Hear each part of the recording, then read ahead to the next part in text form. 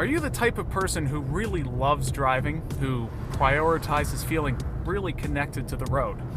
At the same time, do you also want a family sedan? Well, for years now, the Mazda 6 has been the car for you. Trouble for Mazda is, there aren't a lot of you out there. So, let's see if the 6's appeal goes beyond just driving enthusiasts.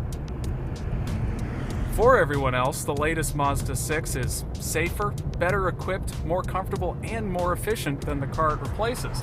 It's the last part, fuel economy, that you're really going to want to notice though. There will eventually be a hyper-efficient diesel engine.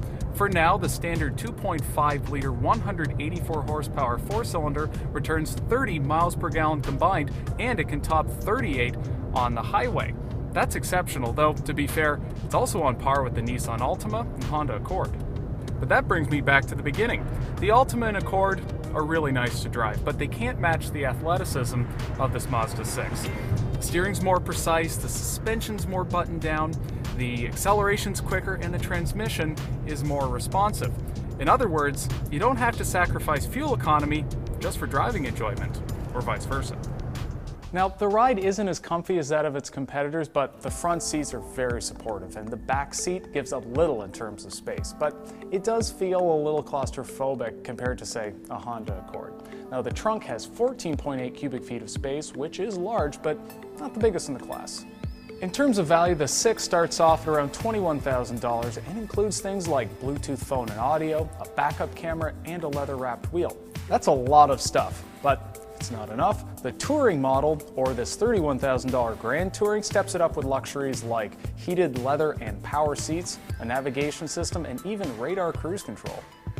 So the 6 has a lot of toys, but unfortunately the control interface for them isn't as user-friendly as those in the Altima and Accord. This screen and the buttons on it, they're small, and the system doesn't always get along with your iPhone. At least this multi-purpose knob improves functionality a bit. Cabin quality is strong, but the design doesn't really look it. Most of its competitors look visually dynamic, or at least classy and refined. And that's a shame because from the outside, this is one of the best looking family sedans.